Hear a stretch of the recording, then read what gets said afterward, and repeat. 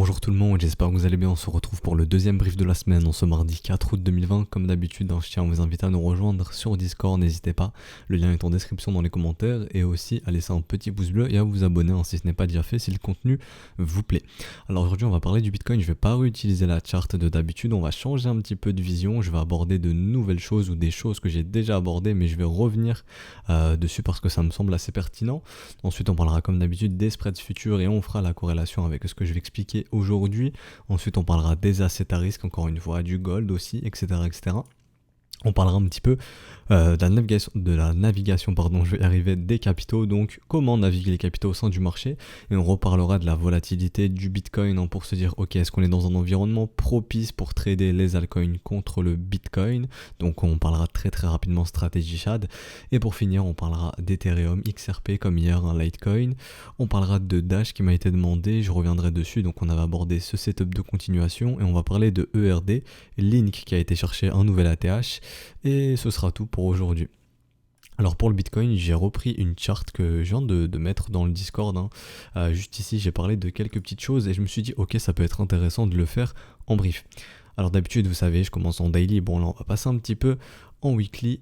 Tout naturellement, on va identifier des niveaux et faire un petit peu de psychologie et tout ça en corrélation avec les spreads pour récupérer le sentiment et aussi un petit peu d'order flow. Bon, il y a pas mal de choses, mais vous allez voir, c'est pas tellement compliqué. Alors au niveau du Bitcoin, on est vraiment sur un niveau très important. Vous le voyez ici depuis janvier 2018. On n'arrive pas à instaurer une clôture au-dessus des 11 500 $, mais on va aller plus loin que ce raisonnement.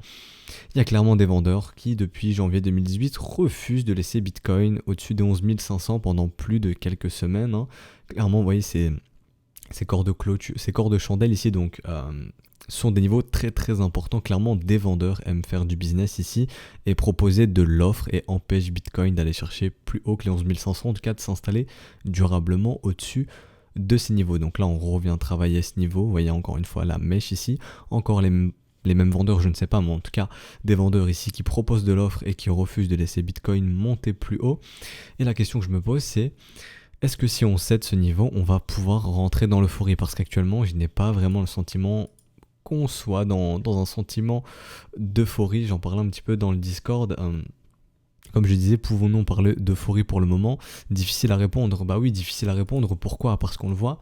Sur les spreads, on est à des niveaux d'euphorie, si je puis dire, en tout cas un sentiment moins prononcé dans l'euphorie qu'il ne l'était en février 2020, là où le Bitcoin était plus bas. Le Bitcoin était ici, on était avant l'halving, et le sentiment était plus euphorique à l'approche de l'halving sur un prix inférieur qu'il n'est actuellement. Et on voit que le marché a très rapidement peur parce qu'on passe sur des spreads de 420 $ très rapidement à 260 $. Alors que le prix, si vous regardez en weekly, il continue ici de pumper. Donc, est-ce que pour moi, pour l'instant, on peut parler d'euphorie dans ce marché? Je pense pas. Je pense qu'on a un bon sentiment optimiste, mais il y a encore trop de gens qui sont sceptiques et qui ne veulent pas acheter, et je pense que pour instaurer un top, on a besoin de faire entrer ces gens. Et l'information que nous donne William, donc on me demande souvent, mais c'est qui William? Donc ici William, c'est simplement cette MA13 ici, vous voyez cette ligne jaune, c'est tout simplement cette ligne jaune, ok? Donc cette MA13, et lorsque cette MA13 arrive ici dans la borne noire, ici que vous voyez, on appelle ça un état de stupidité ou ça en surachat. Et c'est la réciproque, donc c'est la même chose, mais ici la survente, et ici le surachat. Et en gros, on dit que William est stupide lorsqu'il entre dans cette borne de surachat, et on peut aussi dire que c'est stupide d'acheter. Et généralement, lorsque c'est stupide d'acheter, c'est là qu'intervient le public, bien entendu. Et là, William nous donne l'information qu'il commence à entrer dans cet état de stupidité. Et William peut rester stupide très longtemps. William peut rester stupide comme ça. Et donc, à ce moment-là, on parlera d'enfoncement et donc d'un mouvement très puissant. Mais l'information que nous donne William, c'est que, ok, là, le public peut arriver et peut FOMO. On peut faire acheter les gens lorsque c'est stupide. Et c'est ce qui m'amène à penser que si cette résistance cède, on entrera dans cet état d'euphorie. Donc si on casse ce niveau, on restera bien entendu toujours dans ce trading range, donc rappelez-vous entre les 13 008 et les 3 000 $, donc tout naturellement les prochains niveaux à aller visiter ce sera ces mèches. Si ce niveau cède, encore une fois, là il faut vraiment casser cette résistance, mais si ça cède, tout naturellement on reviendra bouffer ces mèches juste ici.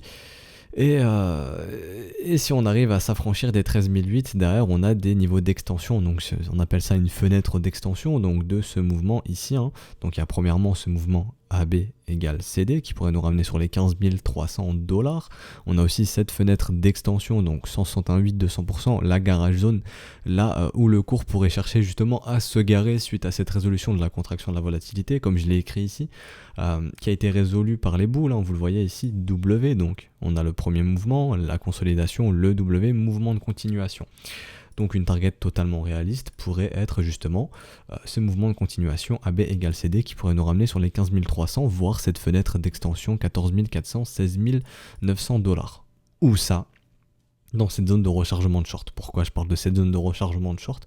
Parce que comme vous le voyez, la consolidation de ce mouvement, elle ne s'est pas fait nulle part, elle s'est fait sur ce premier arrêt. Vous le voyez ici, le premier arrêt au niveau des 9500, vous voyez, on a consolidé pendant plus de 2 mois ici, hein, sur le niveau du premier arrêt. Et rappelez-vous, lorsque ce premier arrêt cède, il est très très probable d'aller visiter quoi? Justement la zone de rechargement de short. Donc on a pas mal de niveaux qui nous attendent potentiellement dans cette fenêtre ici. Et comme je l'ai écrit ici, cette zone de rechargement de short est peut-être le meilleur moyen, la meilleure localisation pour poser un top quand tout le monde criera au nouvel ATH. Parce qu'actuellement, comme je le répète, pour moi les gens sont sceptiques, je vois pas vraiment d'euphorie et on le voit au niveau des spreads, vraiment ça dégonfle très rapidement. L'euphorie, voilà, c'est des niveaux comme ça, c'est des niveaux aussi comme ça. Donc on est venu les frôler, mais je pense qu'on peut aller chercher beaucoup plus haut. J'ai pas l'impression que le marché soit vraiment euphorique. Et on le voit aussi au niveau de l'order flow, c'est-à-dire que les gens, ils sont pas en train de FOMO. Le prix monte, mais l'open value n'explose pas, lui, hein. Tout simplement, ça veut dire que les gens ici sont pas en train de FOMO, d'acheter de long énormément sur les contrats dérivés. Donc là, on est sur BitMEX. Mais les gens ne sont pas en train d'être à fond sur le levier, et ce qui fait que la liquidité, tout simplement, elle s'accumule. Il y en a qui s'accumulent. Il y a de la liquidité qui s'accumule plus bas, mais elle est assez loin. Elle est dans les 10 600, 10 000 $. Alors que pour shorter, il y a du monde pour shorter ce marché, clairement. Et là, on est en train de le voir actuellement. Vous voyez ici, le prix perd un tout petit peu de la valeur. Vous voyez ici, l'open value explose très rapidement. Enfin, là, je suis sur le Benitez, mais c'est la même chose. L'open value ici gonfle rapidement. Donc voilà, les gens sont plus aptes à shorter ce marché, ce qui fait que la liquidité s'accumule plus haut. Et la question qu'on se pose, c'est est-ce que si ces vendeurs cèdent, si ces vendeurs n'arriveront plus à proposer assez d'offres sur ces niveaux, on pourrait très probablement aller visiter ces prochains niveaux et là vraiment instaurer un top, de se dire ok, là les gens maintenant y croient, voient un nouvel ATH et là on peut poser un top. Voilà, c'est ce que je voulais aborder un petit peu avec vous aujourd'hui, et je le répète, hein, mais en daily, on n'a aucun signe de top pour le moment. Il n'y a aucun signe de top sur ce marché pour le moment. Donc actuellement, le marché travaille une énorme résistance. La plus grosse résistance du Bitcoin, si je puis dire, hein, c'est vraiment celle-ci. Depuis janvier 2018, on n'arrive pas à casser ce niveau. Et si jamais on le casse, je pense qu'on pourra là partir dans l'euphorie. Et ça pourrait partir très vite, très fort. Et où ça, dans la zone de rechargement de short, là, on pourra piéger les gens le plus facilement possible. Si des institutions souhaitent poser un top dans ce marché, ça va être probablement dans cette zone de rechargement de short. Quand les gens y croiront à un nouvel ATH. Alors peut-être qu'on va aller chercher un nouvel ATH, j'en sais rien, mais si jamais on souhaite instaurer un top sur ce marché, la meilleure fenêtre à mon humble avis, c'est ici, si jamais on s'affranchit de ce trading range, bien entendu, ok? Donc voilà, c'est ce que je voulais aborder avec vous. Et si jamais le cours décide de s'accélérer, parce que j'ai vu un commentaire qui m'a fait sourire et je me suis dit ok, je vois que les leçons sont un petit peu apprises. On m'a dit oui, grosso modo, que penses-tu de l'adage ou de l'expression ouais, buy when it snows, sell in May and go west, celle que je vous répète très souvent, donc achète en hiver et vends en été. Et ben c'est ce qu'on pourrait assister, c'est-à-dire avoir un dernier mouvement très très impulsif pour l'été, hein, troisième trimestre financier, jusqu'à la fin du troisième trimestre, donc jusque peut-être septembre, et là poser un top, et enfin faire un swing baissier pour peut-être l'hiver, et punir les impatients qui auront acheté un marché vertical, et offrir justement la fenêtre d'investissement dans la zone de rechargement qui pourrait se situer juste ici, mais avant, il faudra peut-être faire craquer les gens, hein, ici, vraiment... voilà, les faire acheter où ça, dans la pire localisation possible, la zone de rechargement de short, bien entendu. Et à contrario non, mais si jamais vous voyez ça, et qu'ensuite vous voyez ça, ça sent pas bon. Si vous voyez vraiment un M se dessiner en échelle hebdomadaire dans cette zone de rechargement de short, ça sent pas bon. Ça annoncera un swing baissier pour plusieurs trimestres, comme ce M ici nous a annoncé un swing baissier pour plusieurs trimestres. Ici on parle de 2 trimestres. Les M weekly sont vos ennemis, si vous êtes investisseur tout simplement, alors que les W weekly sont vos amis, bien entendu, ok. Mais pour être honnête avec vous, si jamais on voit un gros M weekly se poser ici, déjà si on va chercher cette zone de rechargement de short, bien entendu, mais si en plus à l'intérieur on fait un M weekly, fuyez ce marché, c'est la meilleure recommandation que je peux vous faire. Attention, parce que là, ça signifiera que les institutions décideront de poser un top ici et de shorter ce marché. Et à mon humble avis, ce sera vraiment pour punir tous ceux qui sont rentrés dans la phase FOMO. Mais bien entendu, il faut aller dans cette phase FOMO. Et William nous donne cette information. William nous dit, ok, on est prêt à aller dans cette phase FOMO. On voit les vendeurs sont éteints pour le moment, on le voit en hebdomadaire, les vendeurs sont clairement éteints ici. Vous voyez, les volumes vendeurs sont décroissants, on voit des M dans des M sur le volume. Les vendeurs sont éteints pour le moment. Voilà, les vendeurs sont off. On voit aussi au niveau du momentum, si je passe en weekly, les bulls ont le contrôle du momentum. On a eu l'information ici, même ici si je puis dire, voilà, le 25 mai, on a eu l'information fin mai, début juin. Maintenant, les acheteurs ont le contrôle du momentum. La dernière fois qu'ils ont eu le contrôle du momentum, c'était ici, en février 2019. C'était juste ici. Avant qu'on connaisse ce gros push. Alors, est-ce que... je sais que mon discours, ce que je suis en train de vous expliquer, encore une fois, je suis juste là pour vous expliquer des éléments techniques. Je suis pas en train de vouloir vous faire FOMO, de vous dire oui, c'est le moment d'acheter du Bitcoin. Non, je vous le répète tout le temps. Si vous êtes des investisseurs, les zones de rechargement sont vos amis, les W weekly sont vos amis. N'achetez surtout pas un marché vertical. Si vous êtes trader de continuation, on a vu le trade il n'y a pas longtemps. Voilà, le step de continuation, il a été donné juste ici. Il a été donné mi-juillet, il me semble. Donc le step de continuation est déclenché pour les traders de continuation. Pour ceux qui cherchent à shorter ce marché, encore une fois, ce n'est que mon humble avis. Vous n'avez que la raison de localisation, qui est cette énorme résistance, la zone de rechargement de short aussi, de ce trading range, bien entendu, qui se trouve juste ici. Si je prends mon FIB, encore une fois. On est en plein dans la zone de rechargement de short, donc oui, on a des raisons de localisation pour shorter ce marché, mais ce n'est pas suffisant, encore une fois. Il faut plusieurs conditions. Donc là, on a la première, plusieurs raisons. Donc la première, la condition, la localisation, zone de rechargement de short. Mais ici, vous avez clairement un momentum qui est contrôlé par les bulls, une dynamique qui est contrôlée par les bulls. Ici, on a clairement le premier push, le W weekly, mouvement de continuation. C'est une dynamique ici qui est haussière, ça, il n'y a pas de souci là-dessus. Donc, trop tôt pour shorter ce marché, à mon humble avis. Et voilà.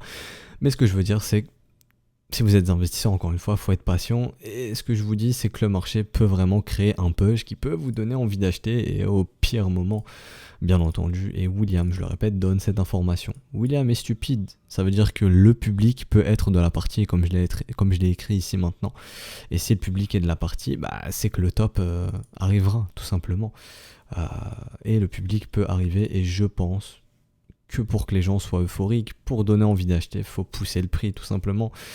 Et pour piéger les gens, la meilleure fenêtre sera cette zone de rechargement de short probablement. Donc ne soyez pas surpris si vous voyez un Bitcoin à 13 000, 14 000, 15 000 $. Voilà, tout peut se passer, tout comme ne soyez pas surpris si vous voyez un Bitcoin à 3 000, 4 000, 5 000, bien entendu. Voilà. Et pour revenir sur les spreads, comme je le disais, pour moi, on n'est pas dans de l'euphorie, ça dégonfle très rapidement, le sentiment m'a l'air assez fébrile. Alors oui, ici on commence à partir un petit peu dans l'euphorie ce week-end, donc les gens ont été piégés un petit peu, si je passe en daily, cette grosse candle rouge a dégagé un petit peu les gens. Mais en weekly, ici pour l'instant, pas de signe de top. Si vous voulez voir un signe de top, vous voulez voir tout simplement un M se dessiner, c'est aussi simple que ça, ou en daily bien entendu. Pour l'instant, c'est pas le cas, même en daily, il n'y a pas de signe de top ici, pas de signe de M.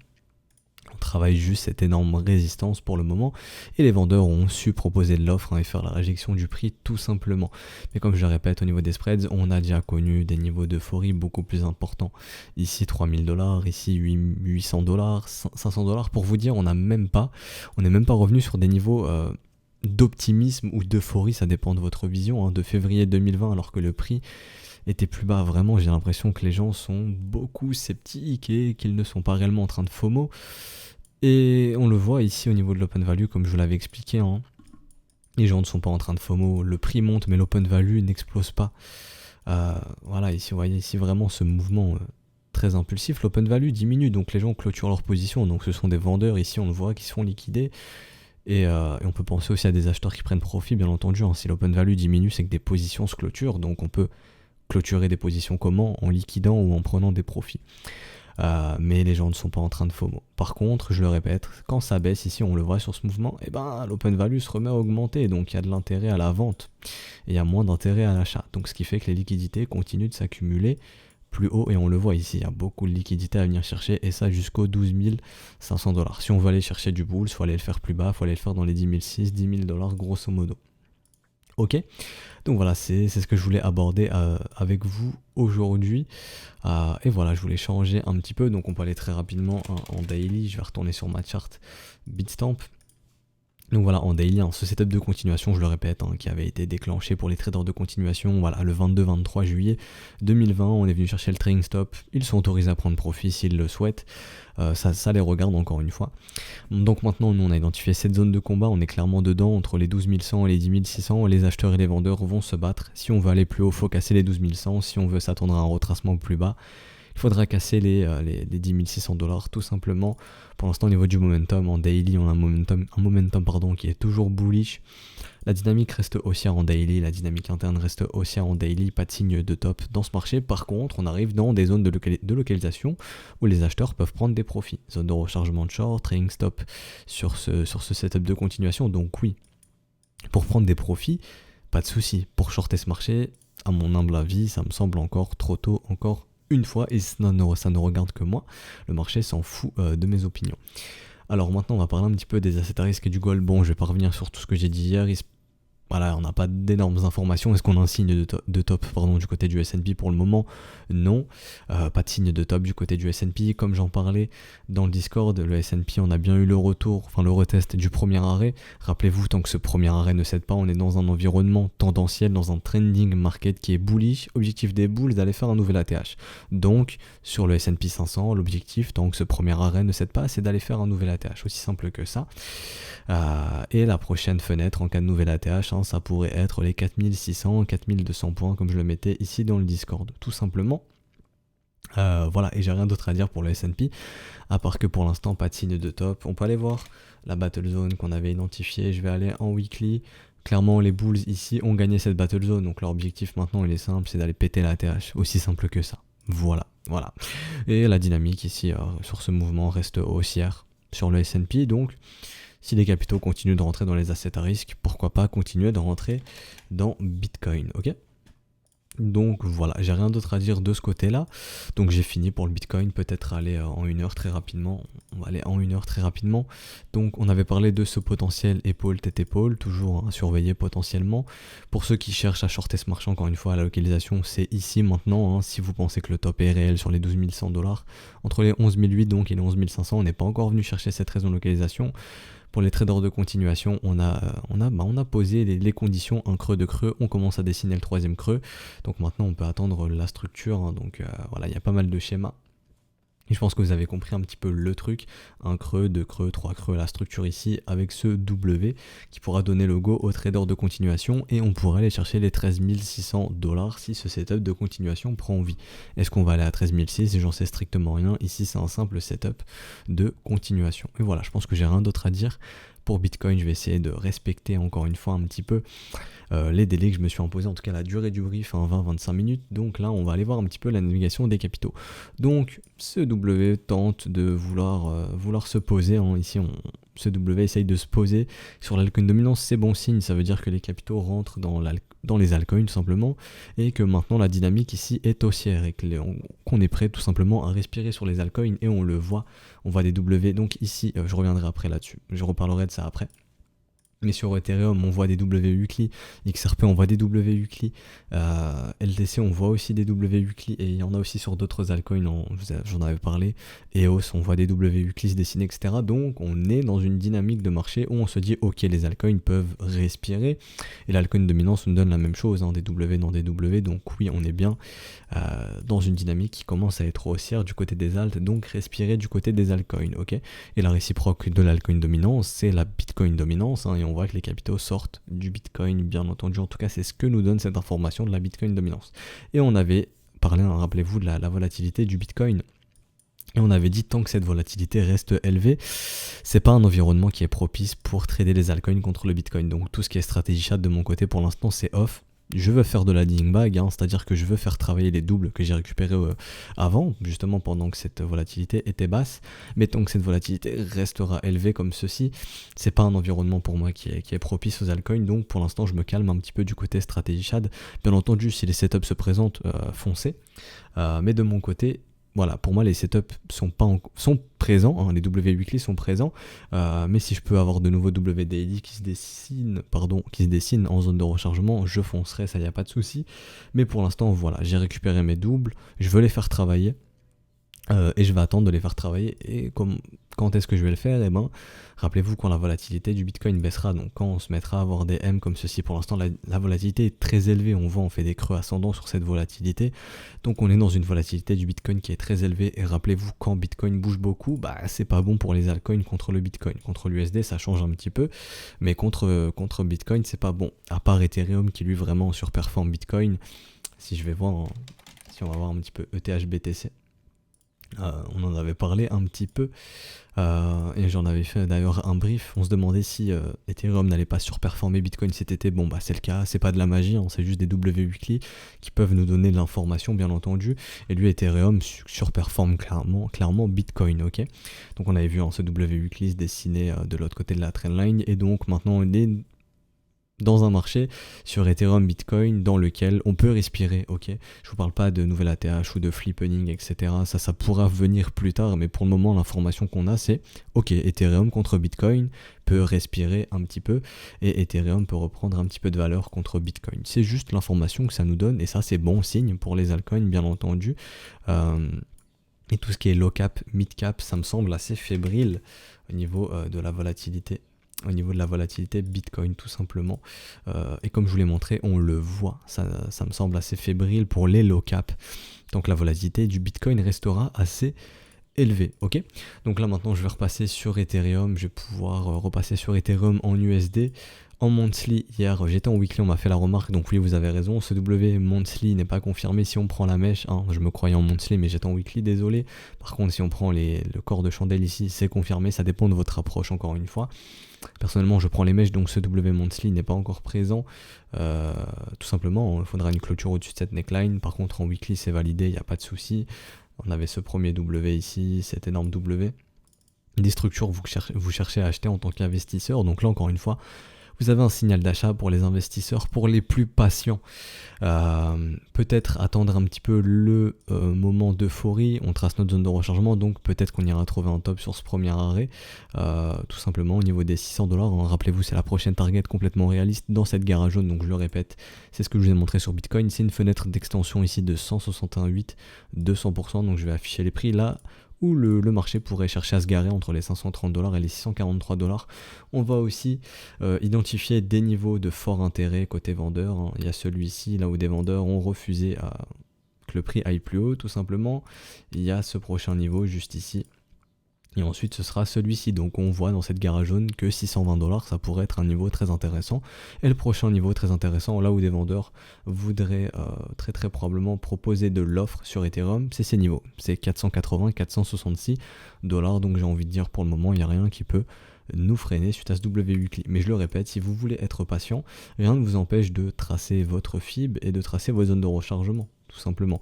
Donc le W monthly se pose et on achète tout simplement la zone de rechargement, donc sous la forme d'un Shark Setup bien entendu. Je commence à voir qu'Ethereum 2.0 arrive, donc pourquoi pas une sortie comme par hasard sur le premier arrêt, celle de news.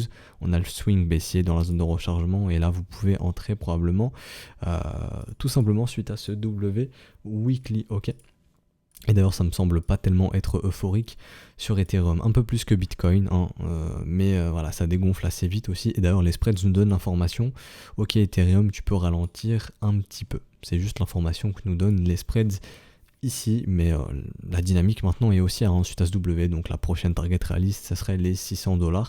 Mais encore une fois, peut-être tracer votre zone de rechargement et attendre tranquillement dedans, ça peut être une solution pour vous, bien entendu. Voilà, et je pense que j'ai rien d'autre à dire pour Ethereum, peut-être aller en daily. Donc voilà, ici c'est la même chose que sur Bitcoin, on a notre zone de combat qui est bien établie, donc je vais la marquer comme ceci. Donc ici entre les 414$ et ici entre les 320$. Donc c'est notre zone de combat sur Ethereum. Tout simplement ici en daily, si on a une cassure si on a une résolution à la hausse, bah, il faudra s'attendre à aller probablement chercher ces prochains niveaux d'offres, hein, et qui est entre les 480 et les 466 $. Voilà, pour Ethereum c'est fini. Pour XRP je reviens très rapidement dessus. XRP W Weekly est dessiné, rappelez-vous, les W Weekly sont vos amis. Encore une fois, ça ne veut pas dire qu'on va aller sur la lune, ça veut dire qu'XRP est mature pour respirer un petit peu, tout simplement ici, hein, redécouvrir des prix un petit peu plus haussiers. Ça ne veut pas dire que le marché ne peut pas baisser. Encore une fois, hier on m'a dit en commentaire, oui, tu penses que XRP ne peut pas descendre? Non, XRP peut très bien aller sous les 11 centimes à l'avenir, ça, il n'y a pas de souci là-dessus. Mais ce que veut dire ce W Weekly, c'est-à-dire que la dynamique maintenant est dans les mains des bulls et que ce marché est prêt à respirer, et que des targets totalement réalistes sera un simple retracement de moitié de ce mouvement, donc les 53 centimes, 53 $, ça serait beaucoup, 53 centimes, et aussi la zone de rechargement de short. Désolé, il y a des travaux, donc je sais pas si vous entendez. Non, il me semble que c'est un avion là, enfin bref, je vais attendre qu'il passe un petit peu, je vais essayer de couvrir ça un petit peu avec ma voix, hein, ça fait pas mal de bruit, voilà, il est passé. Donc maintenant, la zone de rechargement de short aussi, il pourrait être une parfaite fenêtre à en revenir chercher, donc les 80 centimes, 63 centimes de dollars. Donc voilà, dans un premier temps, on va surveiller un retracement de moitié, mais on pourrait totalement aussi aller revisiter la zone de rechargement de short, bien entendu, suite à ce W Weekly. Voilà, c'est juste ce que ça veut dire. Au niveau du momentum, rappelez-vous des W, ici premier W, dans un nouveau W, juste ici, donc le momentum est dans les mains des bulls. Et d'ailleurs, on voit aussi une contraction du momentum. Vous le voyez ici, hein, le momentum est en train de se contracter et on commence à avoir la résolution puisqu'on est en train aussi d'instaurer ce gros W ici. Donc si ça clôture en l'état dans la semaine, ça serait très très bon signe pour XRP sur une question du momentum tout simplement. Comme ceci, vous le voyez, le momentum se contracte. Si on commence à avoir des W dans des W du côté du momentum, très très bon signe pour XRP, sachant que la structure est ici, sachant que William a quitté l'état de stupidité depuis pas mal de temps, hein, c'était cet état de stupidité, qu'on voit des W aussi du côté du volume, donc la dynamique interne et la dynamique est très intéressante pour XRP maintenant, et aussi un signal d'achat pour les investisseurs, bien entendu, sur ce W Weekly, ok? Donc voilà, est-ce que XRP va aller sur la lune? Non, pour le moment, j'en sais rien, mais pour le moment, non. Ne pensez pas que je dis qu'XRP va sur la lune, je dis simplement qu'XRP est mature pour respirer un petit peu suite à ces W Weekly, c'est juste ce que ça veut dire, ok. Litecoin maintenant, je vais aller très vite, hein, parce que le brief commence à être long, je vais essayer de rester dans les 25-30 minutes maintenant, donc Litecoin toujours dans cette zone de combat, rien à dire. On avait identifié la zone de profit pour les traders de continuation. Les traders de continuation ont bien eu leur profit, rappelez-vous, hein, la target de continuation AB égale CD. Maintenant on peut développer un nouveau setup de continuation ici, donc un creux, deux creux, trois creux encore une fois, hein, comme ceci. Let's go, ouais, ça pourrait nous ramener sur les 91 $, simple mouvement de continuation. Attention tout de même, on arrive dans la zone de rechargement de short. Est-ce qu'on peut shorter ce marché? Dans mon cas, non, c'est trop tôt. Je n'ai que la raison de localisation, je n'ai pas de confirmation momentum, je n'ai pas de structure. La dynamique interne reste clairement haussière, le momentum est bullish, la dynamique ici est bullish en DW, dans DW. Il n'y a pas de signe de top ici sur Litecoin pour le moment. Alors Dash qui m'a été demandé, on avait identifié aussi ce setup de continuation, un creux, deux creux, trois creux, quatre creux, il y en a plusieurs, d'autres peuvent n'identifier que deux creux, ça peut être possible, hein, ça dépend encore une fois de votre approche. On avait vu ce W qui avait donné vie tout simplement à ce setup de continuation qui pourrait nous ramener sur les 122 $ et venir visiter cette zone de rechargement de short. Énorme creux dans la value aussi, donc le marché peut demander à venir faire du business ici. Alors ERD, on m'avait demandé, alors est-ce que le top est présent? Pour l'instant non, alors à tout moment on le disait, attendez-vous un retest du premier arrêt. Bon bah ce premier arrêt a été retesté, oula ma flèche est un petit peu moche, ce premier arrêt a bien été retesté ici. Rappelez-vous, donc ce premier arrêt tient, nous sommes dans un trending market, objectif des bulls, rappelez-vous, il est clair, net, précis, c'est d'aller péter la TH, ok? Voilà. Est-ce qu'on peut parler de blow off top? Au niveau des volumes, ça me paraît vraiment faible pour le moment. Donc je dirais pas qu'on est pour le moment dans un blow off top. Par contre, si le marché fait ça, c'est-à-dire que le marché fait retour ou ça en zone de rechargement de short, comme je vais vous le dessiner, et qu'ici vous voyez un petit peu le cours se retourner et revenir comme ceci, attention. Attention, là on aura clairement posé un top et la prochaine fenêtre à visiter ce sera cette zone de rechargement bien entendu. Mais pour le moment, encore une fois, le premier arrêt tient, les bulls tiennent ce premier arrêt, on est dans un mouvement tendanciel bullish, l'objectif c'est d'aller péter l'ATH et d'aller chercher un nouvel ATH pour poursuivre sur cette dynamique haussière et cette tendance haussière d'ailleurs, ok? Donc voilà, donc pour l'instant, signe de top, trop tôt pour parler de top sur ERD. Et le momentum est toujours bullish, bien entendu. On avait dessiné un potentiel M. C'est ce que vous voulez voir pour vous dire, ok, la dynamique change de main. La dynamique interne passe dans les mains des Bears. Pour l'instant, cette dynamique interne est dans les mains des Bulls, bien entendu. Et William a quitté cet état de stupidité. Donc là, on peut se dire, ok, Bulls, calmez-vous. Les Bulls respirent un petit peu. Donc on peut assister d'ailleurs à des mouvements, un mouvement de consolidation tout simplement, pour partir sur des mouvements de continuation. Un creux, deux creux, trois creux, la structure. Et là, setup de continuation, ok. Mais pour l'instant, dans l'état, pas de signe de top sur ERD. Et c'était la même chose sur Link. Est-ce qu'on avait une cassure du premier arrêt? Non. On évolue toujours au-dessus du premier arrêt. Mouvement tendanciel bullish. Objectif des Bulls, aller chercher un nouvel ATH. Chose qu'ils ont fait. Et maintenant, on semble se diriger vers le Big Fat Round Number, rappelez-vous, le gros chiffre rond psychologique des 10 000 $ qui nous attend juste ici. Et j'ai envie de dire, tant que la dynamique interne restera bull. On est dans une dynamique interne qui est bullish. On continue de voir des W, on voit toujours pas de M sur ce momentum. C'est une dynamique interne qui est bull. La dynamique de prix aussi est bullish, on ne voit toujours pas de M. On continue de faire des creux et des sommets ascendants. Dynamique haussière ici, il n'y a pas à se poser de questions. Tendance haussière aussi. Et tout simplement, on pourrait partir sur un mouvement de continuation aussi simple que ça. AB égale CD, tout simplement. Donc AB, je vais cloner et on va voir où est-ce que ça pourrait nous ramener ensuite à ce nouvel ATH, encore une fois. Hop, ici. Donc je vais essayer d'être un petit peu plus précis. Voilà, ça pourrait nous ramener sur les 14 $, ok? Donc voilà, 14 $, peut-être une fenêtre. C'est objectif de parler de 14 $, tout simplement, c'est cohérent suite à ce mouvement de continuation potentiel, AB égale CD tout simplement. Mais pour l'instant, pas de signe de top ici, et je le répète pour les investisseurs, je vais supprimer ça. Pour les investisseurs, encore une fois, vous tracez vos zones de rechargement et vous êtes patient. Ça sert à rien d'acheter un marché qui est vertical, encore une fois. Quand le marché décidera d'instaurer un top comme il l'a fait ici, et zone de rechargement, ou comme il l'a fait ici, zone de rechargement, c'est la même chose, il faut être patient. Je sais que ça peut être dur psychologiquement de voir un asset continuer de monter, de monter, de monter, de se dire putain ça monte, je suis pas dans le train, etc. Mais c'est la zone de rechargement qui vous attend. Et allez, voilà, je vais clôturer le brief avec ça. Désolé, il est un petit peu long, mais par exemple, je pense à LSK par exemple, que je vais ajouter à la watchlist d'ailleurs. C'est ce genre d'asset qui vous intéresse, horizontal ou ça dans une zone de rechargement, et je vais clôturer avec ça. Donc je vous dis pas d'acheter, encore une fois, je vous dis que c'est ce genre d'asset qui vous intéresse, le truc qui intéresse personne et qui est en zone de rechargement et qui est horizontal. Ici ce truc ne fait rien depuis le 21 mars 2020, ça fait rien, c'est horizontal.